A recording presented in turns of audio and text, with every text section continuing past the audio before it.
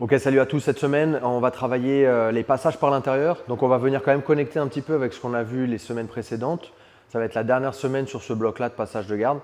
On va voir le knee slide, donc quand on va venir planter le genou par l'intérieur. On va voir en croisant, mais on va voir aussi en passant du même côté. Pareil, un petit peu le même état d'esprit que sur les autres semaines. L'idée, c'est de vous donner des idées de passage. Je vais vous montrer moi ce que j'enseigne ou ce que j'enseignerai, ce que je fais aussi, ce que j'ai appris.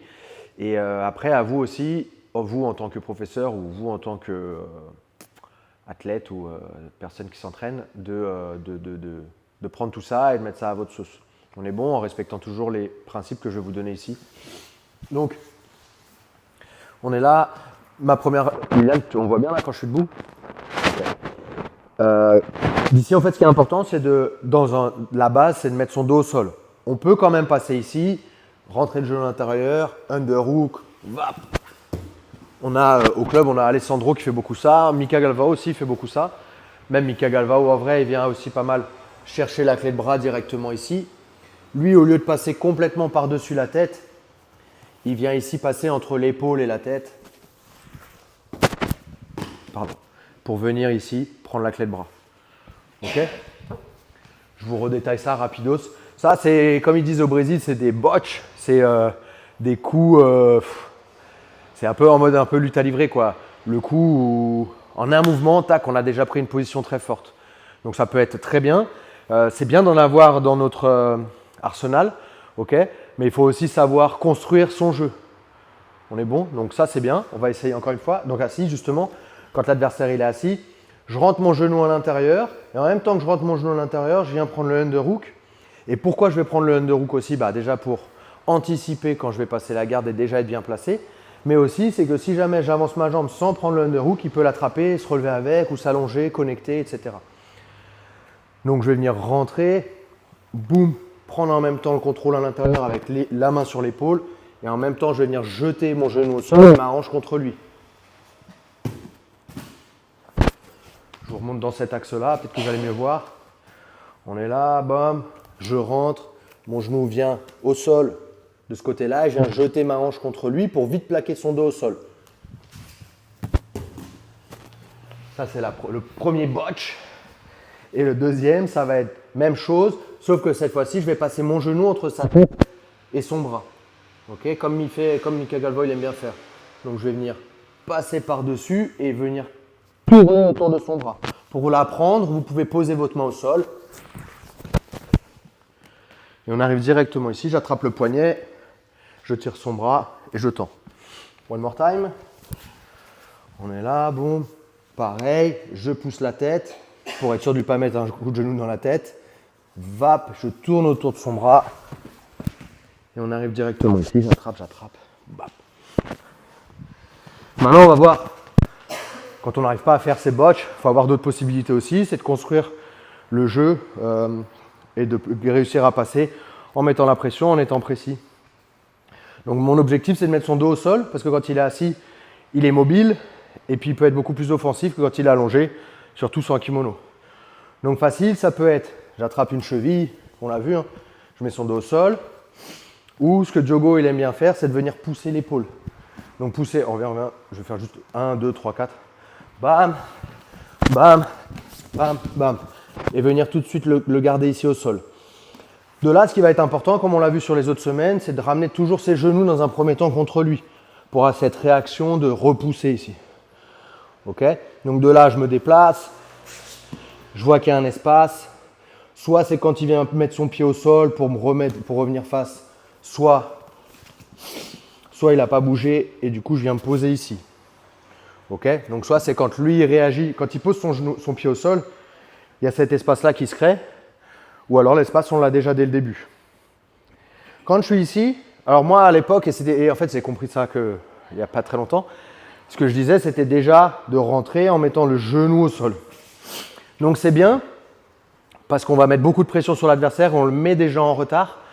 Sauf que quelqu'un qui a une bonne garde, qui arrive à revenir, qui arrive à s'enrouler, qui attaque les jambes, etc., on peut être mis en danger sur cette façon-là de faire en venant complètement ici sans avoir bien préparé mon adversaire à mon passage. C'est-à-dire avoir mis son bassin au sol, passer son genou, épaule au sol. Il y en a qui le font, mais en général, c'est des gens qui sont très rapides et très physiques. Donc vous pouvez le faire, ok? Donc déjà arriver là et déjà, boum, comme on a dit tout à l'heure, un peu en mode botch, là, boum, pour passer directement. Sauf que comme on a dit, on va essayer de préparer un peu mieux maintenant notre passage pour aussi profiter du fait de passer pour fatiguer l'adversaire. Donc la première arme qu'il a, c'est son genou pour venir ici mettre en opposition. Moi, mon genou, il est sur la cuisse et j'essaye un petit peu d'empêcher son crochet de l'arrière de rentrer. Et pour ça, c'est d'essayer de venir m'asseoir sur mon pied ici en rentrant mon pied plus de ce côté-là.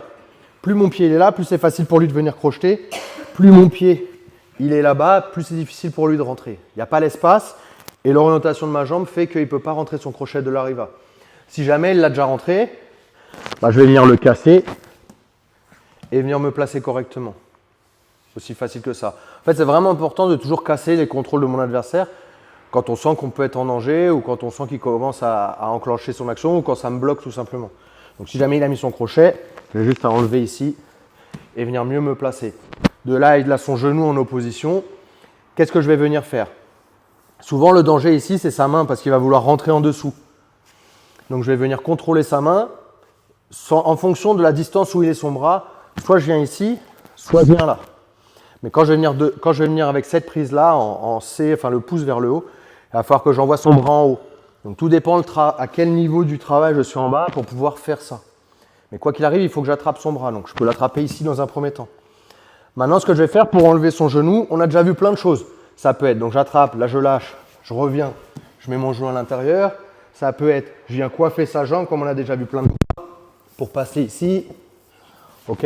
Là, dans cette vidéo, je vais vous montrer un truc que je fais, que j'aime bien faire maintenant, que c'est Diogo qui m'a montré, et ça marche plutôt pas mal, parce que c'est un passage vraiment en pression, et je vais fatiguer mon adversaire. Donc, comme j'ai dit, on contrôle le poignet. L'idéal, c'est de venir contrôler ici, et d'ici, je vais venir faire quoi? Je vous montre après sous un autre angle. C'est de venir, en fait, là, il cherche à garder son genou contre moi, c'est d'attraper le pied, en fait, et de venir le baisser. Ce qui va faire que je vais fatiguer sa jambe. On est là, j'attrape sa cheville et en fait je vais mettre de la force dessus pour pousser sa jambe ici, pour qu'elle descende. J'attrape et je force en fait juste là. Je ne cherche pas à enlever d'un coup son genou. On est bon, l'idée c'est vraiment de mettre en pression et de profiter du passage pour fatiguer mon adversaire. Donc là je viens là, je viens là, je viens là, je viens là, au bout d'un moment, boum. Dès que j'ai passé son genou, je viens tout de suite contrôler la hanche.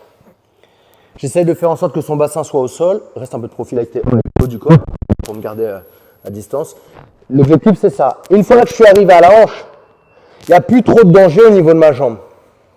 Du coup, je peux lâcher son poignet et je peux commencer à venir attraper sa tête. Alors, soit sa tête, soit je peux venir en dessous de son bras s'il est monté sur son coude. Je peux venir en dessous ici, ou je peux venir attraper son poignet. Et on se tourne comme ça, ils vont voir. Une fois que j'ai contrôlé la hanche, donc soit ici, soit là, soit ici. Comme vous voulez, mais l'objectif c'est de caler ses deux épaules au sol pour passer. Et je garde bien le contrôle. One more time. On est là, bon. Je contrôle le poignet, la cheville, j'enlève, vous. Je contrôle la hanche. S'il monte, je peux attraper ici et le ramener. S'il monte, je peux venir même derrière, ou alors la tête, et je viens mettre du poids sur son épaule opposée pour passer. Ça, c'est ce que j'aime bien faire en ce moment, et je pense que vous pouvez partir sur ce travail-là, plus tout ce qu'on a déjà vu en amont, et plus ce que vous faites déjà. Ok? L'autre chose aussi, c'est quand on passe de l'autre côté. Bah. Donc comme je l'ai dit au stage, qui était là pour ceux qui étaient là ce week-end, moi j'aime bien faire ce travail-là, de ce passage où j'ai une jambe à l'intérieur, mon autre jambe à l'intérieur et on arrive ici. D'accord, ça paraît bête, ça paraît des fois peut-être même impossible d'arriver dans cette position-là, mais justement l'idée c'est à partir de toutes les situations, d'essayer d'arriver ici, parce que ici, en fait il n'a plus que ses bras vraiment pour me repousser, et du coup je peux m'occuper de ses bras, je peux attraper sa tête, donc c'est une bonne position. Je plante mon genou au sol, facile, boum. Boum, je contrôle en haut, je garde bien ses jambes ouvertes pour qu'il n'arrive pas à me récupérer et je passe. Maintenant, souvent, qu'est-ce qui se passe? C'est quand je rentre Mon pied ici, il arrive à mettre son crochet à l'intérieur. Okay, de là, qu'est-ce que je peux venir faire? Ici, qu'est-ce que je peux venir faire? Simple, c'est prendre le underhook et revenir sur la position qu'on avait avant. Vap. J'ai déjà passé son genou, je suis déjà bien placé. Normalement, il n'a plus que ses bras pour se défendre ou essayer de se redresser, venir attraper et passer. Celui-là aussi, il marche bien quand c'est la garde de l'arriva de ce côté-là. Boum. Crochet à l'intérieur, crochet à l'extérieur, donc garde de l'arriva par l'extérieur. Je viens prendre la main à l'intérieur d'ici et je vais venir en fait glisser ma jambe le long de ses jambes pour venir récupérer de l'autre côté.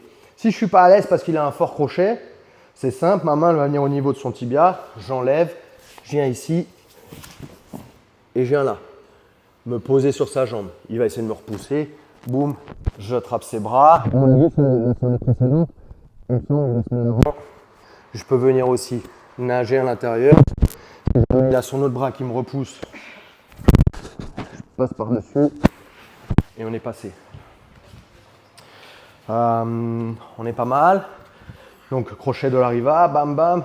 Si jamais je suis pas à l'aise, ce crochet-là, je l'enlève. Donc main sur le tibia, facile.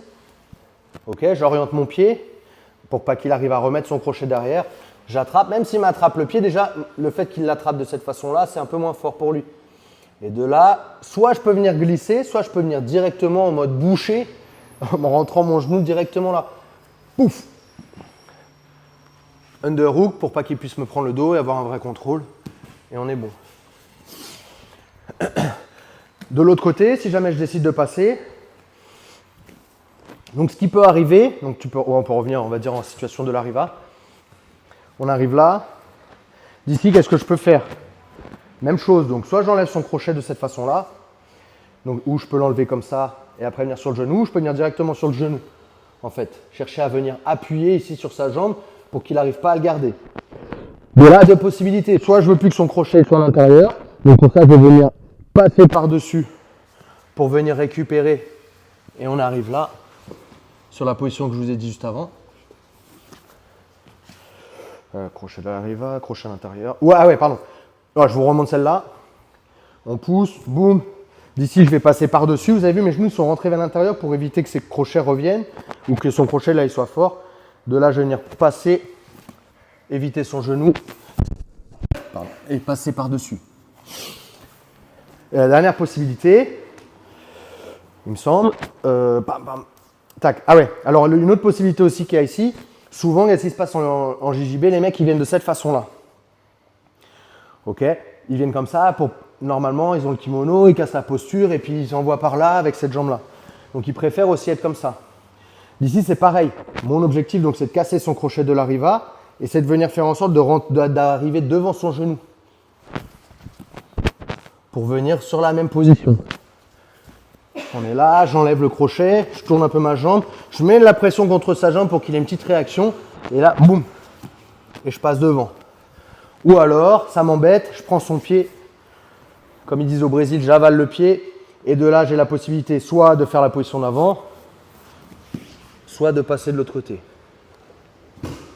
On est bon? Je vous ai montré le contenu d'un DVD, mais voilà, l'idée c'est de vous donner un aperçu de tout ce qui est possible d'être fait. N'hésitez pas à me dire si ce n'est pas assez détaillé, je peux vous détailler plus les positions sur les prochaines fois. Mais l'idée, encore une fois, c'est de vous donner du contenu pour que vous puissiez compléter, vous, avec vos connaissances à vous, et que vous puissiez avoir une plus grande vue d'ensemble sur ce qui est possible sur cette position-là.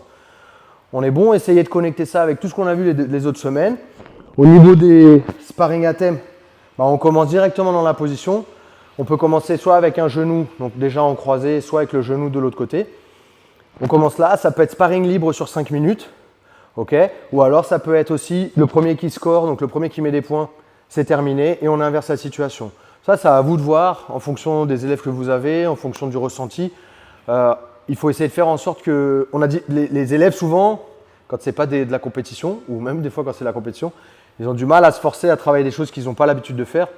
Donc c'est à nous d'essayer de trouver des moyens de les forcer à rester dans la situation et de leur faire travailler cette situation-là. Donc soit vous les laissez assez libres parce que ils sont assez matures et ils vont se mettre, ils vont faire l'effort de travailler cette situation-là, donc vous pouvez les laisser en libre. Ou alors, non, dès qu'il a marqué des points, on recommence dans la situation. Soit ça peut être toujours la même personne, comme ça le force vraiment à essayer de comprendre en étant attaquant. Et après, on change. Ou alors, à chaque fois qu'il y a eu des points, on change à chaque fois les rôles pendant 3 minutes, 5 minutes, 6 minutes. Ça, c'est après à vous de sentir sur le tatami ce qui est bien d'être fait. Mais laissez pas des temps de 1 minute, c'est beaucoup trop court. Peut-être même 2 minutes. Il ne faut pas oublier que le combat au sol, c'est quand même un sport où il faut du temps pour pouvoir réussir à appliquer ces techniques. Donc, si vous laissez du 1 minute, 1 minute 30, on va être trop sur de l'explosion et ce n'est pas exactement le travail ici qu'il faut faire. OK? Voilà. Quelque chose à rajouter, Emilien? On est bon?